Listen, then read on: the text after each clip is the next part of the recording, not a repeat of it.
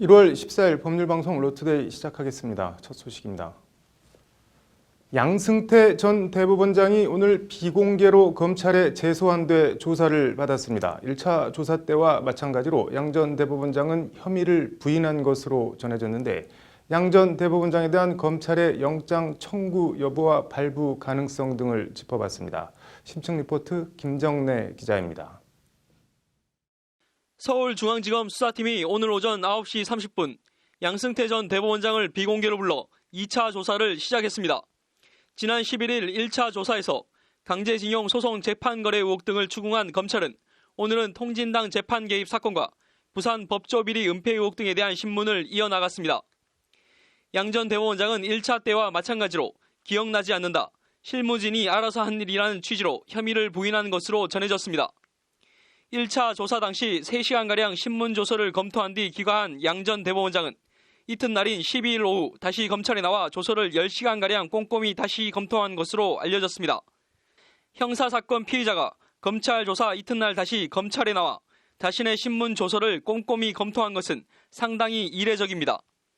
법조계에선 양 전 대법원장이 검찰의 구속영장 청구와 기소, 재판을 기정사실화하고 이에 대한 만반의 대응에 들어간 걸로 보고 있습니다. 법원과 검찰 안팎에선 사법사상 초유의 전직 대법원장 소환이라는 승부수를 띄운 만큼 양 전 대법원장에 대한 검찰 영장 청구는 시기의 문제일 뿐 기정사실로 보고 있습니다. 이 사건이 대통령의 국정농단이랑 괴를 같이 하고 있기 때문에 영장 발부 여부와는 관계없이 영장 청구하지 않을까 싶어요. 관심은 양 전 대법원장에 대한 영장 청구 시 발부 여부입니다.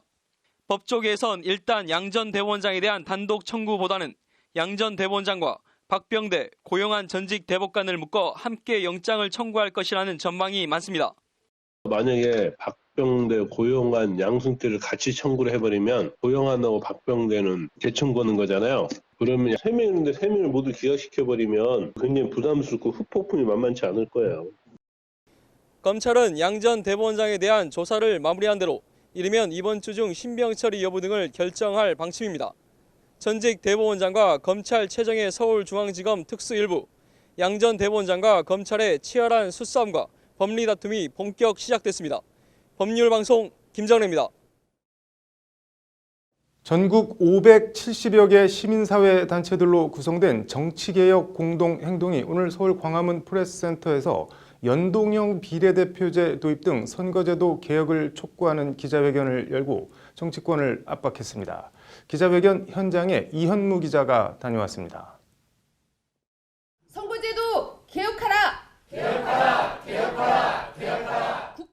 정치개혁 공동행동은 먼저 지난달 15일 여야 5당 원내대표들이 선거제 개혁 합의문까지 발표해놓고 한 달이 되도록 가시적인 성과를 내놓지 못하고 있는 정치권을 강하게 성토했습니다. 여론이 악화되면 하는 신용만 하지 더불어민주당과 자유한국당 두 거대 정당이 기득권을 내려놓지 않으려 단합해서 직무유기를 하고 있다는 겁니다. 작금의 사태에 책임을 져야 할 것은 그 누구보다 두 거대 양당이다. 왜곡된 정치제도 수혜자라 할 수 있는 자유한국당과 더불어민주당이 부정적이거나 소극적인 태도로 일관하며 끝끝내 민의를 반영하는 선거제도 개혁을 무산시키려 하고 있습니다. 이에 정치개혁 공동행동은 지난 10일 국회 정개특위 자문위가 국회에 전달한 선거제도 개혁 권고안을 여야가 신속히 처리하라고 목소리를 높였습니다. 해당 권고안은 정당 득표율의 정비례에 의원수를 배분하는 연동형 비례대표제 도입과 선거연령 18세 이하 하향 조정, 선거운동 규제 완화, 국회 예산 동결을 전제로 한 의원수 증원 등의 내용이 담겨져 있습니다. 지금 현재 정치개혁의 핵심은 선거제도 개혁입니다. 그것을 위해서, 그 제도를 바꾸기 위해서 의원 정수를 늘려야 된다면 반드시 늘려야 된다라고. 정치개혁 공동행동은 그러면서 자유한국당과의 합의가 어려울 경우 내년 4월 총선 일정 등을 감안하면 여당인 더불어민주당이라도 정의당 등 다른 야당과 협의해 선거제 개혁 법안을 패스트 트랙을 통해서 추진해야 한다고 강조했습니다.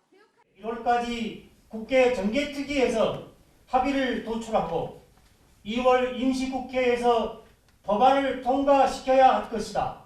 만약 모든 정당의 재합의가 어렵다면 패스트 트랙을 통해서라도 정치개혁 공동행동은 국회 토론회와 릴레이 기자회견 등을 통해 연동형 비례대표제 처리를 위한 정치권에 대한 압박을 계속 이어나갈 계획입니다. 정치개혁 공동행동은 현재의 국회와 정치 질서가 민심을 반영하지 못하고 있다며 조속히 선거제도 개혁 합의안을 도출할 것을 촉구했습니다. 12월 임시국회가 내일 종료되는 가운데 1월 임시국회가 소집돼 선거제도 개혁 처리가 논의될 수 있을지 주목됩니다. 법률방송 이현무입니다.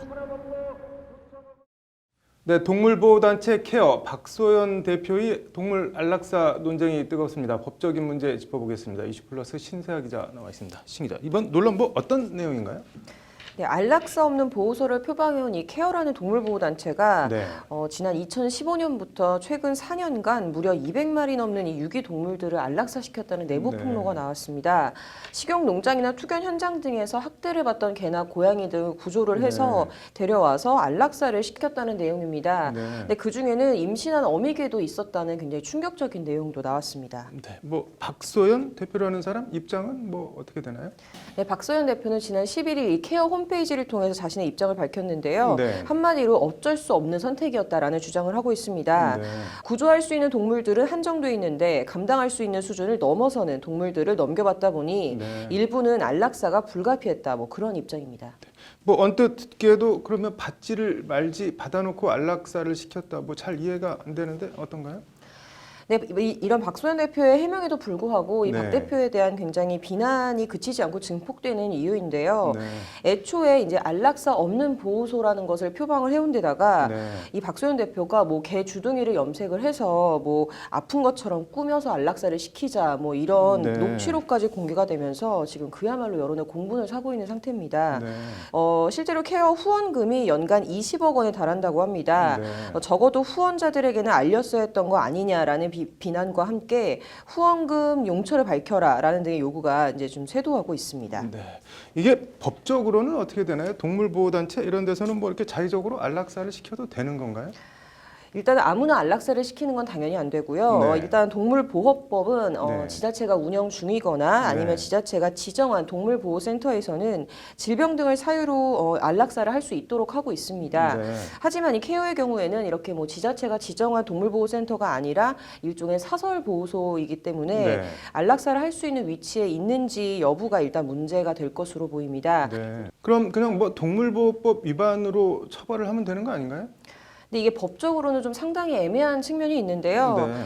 일단 이 동물보호법에 안락사 관련한 처벌 규정이 없습니다. 네. 그래서 다만 정당한 사유 없이 동물을 죽음에 이르게 하는 경우에는 처벌을 할 수가 있는데 동물을 잔혹하게 살해하는 등 이 시행 규칙에서 그 범위를 굉장히 좀 협소하게 네. 해석을 하고 있다고 합니다. 그래서 현재로서는 이 안락사에 대해서 동물보호법을 적용해서 이 박 대표를 처벌할 수 있는지에 대해서는 조금 대체로 회의적인 분위기라고 합니다. 그러면 어쨌든 200마리 넘는 동물들을 죽였다는 건데 이게 법적으로 처벌할 수 있는 뭐가 하나도 없는 모양인가요? 그러면? 그건 아니고 좀 의외이긴 한데 네. 형법상 사기나 횡령이 성립할 여지가 있다고 합니다. 네. 박소연 대표가 SNS 등에서 2011년 이후에 안락사를 시행하지 않았다라고 말해온 만큼 네. 실제로는 안락사를 하고 또 입양을 보냈다는 등 거짓으로 또 후원금을 받은 사실까지 드러나게 되면 네. 사기나 횡령죄가 성립을 한다는 건데요. 네. 이 경우에는 박 대표의 말대로 질병 등을 사유로 한 이 불가항력적인 안락사냐 아니냐 이게 쟁점이 될 것 같습니다. 네. 아무튼 구조한다고 데려가 놓고서 안락사를 시켰다고 하니까 아무리 생각해도 씁쓸하네요. 오늘 잘 들었습니다. 다음 소식입니다. 제8회 변호사 시험이 그제지요. 지난 12일 마무리됐습니다. 관련해서 갈수록 낮아지고 있는 변호사 시험 합격률이 법조계 내부에선 가장 큰 이슈 중에 하나인데요. 올해 초 2년 임기의 법학전문대학원 협의회 이사장 임기를 시작한 김순석 이사장을 만나 관련 얘기들을 들어봤습니다. 로투데이 인터뷰 장한지 기자입니다. 서울 정동에 위치한 법학전문대학원 협의회 사무실에서 만난 김순석 이사장은 자리에 앉자마자 변호사 시험 난이도 얘기로 인터뷰를 시작했습니다. 지금 현재 실무자로 활동하고 있는 분들도 현재의 변호사 시험처럼 이렇게 어렵게 나온다면 본인들이 과연 변호사가 될 수 있었을까? 이렇게 서로 자문할 정도로 현재 실제 응시생 누적 등 여러 요인이 겹치면서 제1회 시험 때 약 87.2%에 달했던 변시 합격률은 지난해에는 50%대가 붕괴되면서 처음으로 40%대를 기록했고 올해는 작년보다 더 떨어질 것으로 예상됩니다. 합격률이 낮아지면서 여러 가지 많은 폐해가 나타나고 있습니다. 특히 이 특성화 교육이 황폐화되고 또 변시 과목 외에 다른 선택 과목의 수업이 유명무실화되고 단기적으로는 합격률을 70% 정도에서 조정하고 장기적으로는 변호사 시험을 의사 국가고시처럼 자격 시험화해야 한다는 것이 김순석 이사장의 소신이자 법전원의 오랜 희망입니다. 그래야 다양한 배경과 지식, 경험을 가진 법조인 배출이라는 로스쿨 도입 원래 취지가 살아난다는 겁니다. 당초 로스쿨이라는 것은 교육을 통한 법조인 양성, 이걸 이제 목표로 해왔습니다. 네.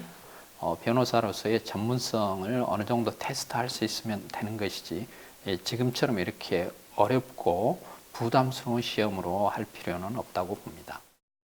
변호사 수 급증과 이로 인한 부작용에 대해선 기우라고 일축했습니다. 그동안은 사시와 변시 양쪽을 통해 법조인이 배출돼 왔는데 이제 사시가 폐지된 만큼 변시를 통한 적당한 법조 인력 수급 조절이 얼마든지 가능하다는 겁니다. 그리고 그 궁극적인 혜택은 국민들에게 돌아간다는 것이 김순석 이사장의 말입니다. 무변촌이나 이런 것이 전국적으로 거의 없어지게 되고 변호사 시험 숫자의 적정한 공급은 국가 발전을 위해서나 국민의 권익 보호를 위해서나 기업들의 경쟁력 향상을 위해서나 매우 필요한. 김순석 이사장은 그러나 작년부터 시작된 각 로스쿨별 변호사 시험 합격자 수와 합격률 공개 등에 대해선 득보다 실이 많다며 반대 입장을 분명히 했습니다. 모든 학교가 시험 성적에 또 얽매이게 되고 이래서 로스쿨 교육에 있어서 많은 파행을 불러일으키고 있습니다. 더 중요한 것은 모든 로스쿨이 정상적인 교육으로 할 수 있는 이 교육적 이해관계가 오히려 더 중요한 법익이라고 봅니다. 미국 뉴욕주 변호사 자격증과 한국기업법학회 회장과 한국증권법학회 회장 등을 지낸 기업법 전문가인 김순석 이사장은 기존 법조인들에 대해서 시야를 넓혀야 한다고 강조했습니다.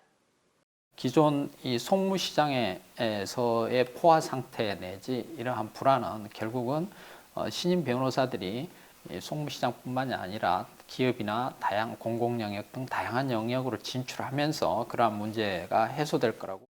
로스쿨 도입 만 10년, 다양한 배경의 법조인 양성이라는 당초 도입 취지에 걸맞는 한국형 로스쿨 안착에 임기 2년 동안 최선의 노력을 다하겠다는 말로 김순석 이사장은 인터뷰를 마무리했습니다.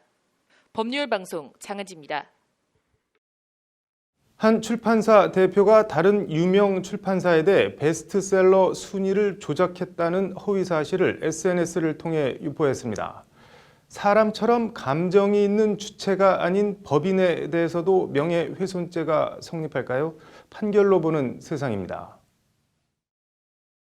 2015년 9월 25일 한국출판인협회가 선정한 9월 4주차 종합 베스트셀러 순위에 소설가 김훈의 에세이 라면을 끓이며가 11위로 신규 진입합니다.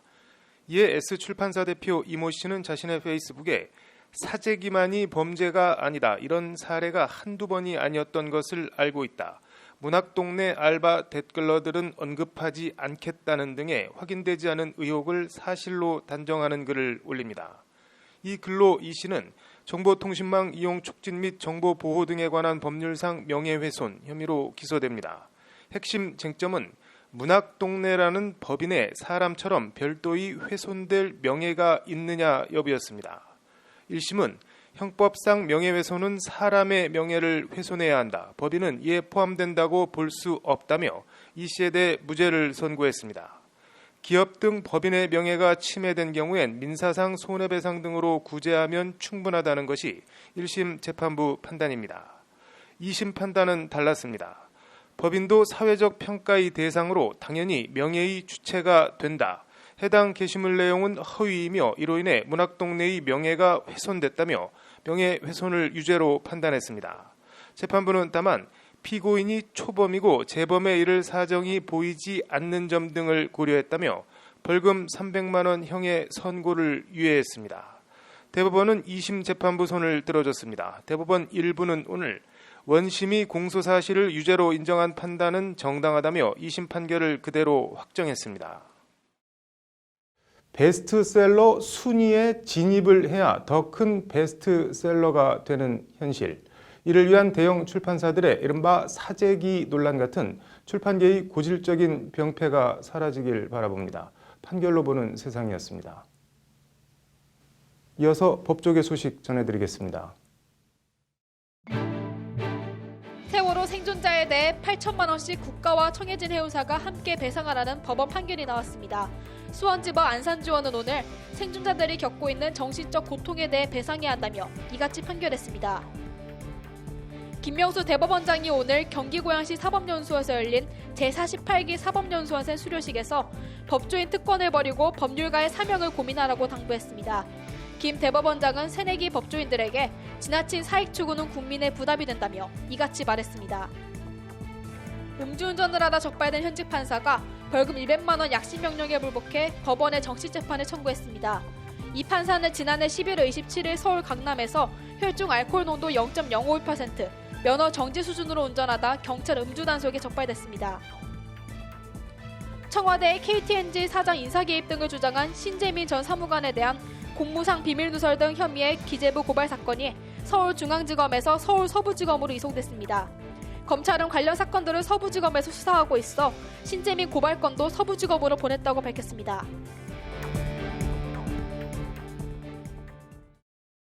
(1월 14일) 법률방송 로투데이 마치겠습니다. 시청해주셔서 감사합니다.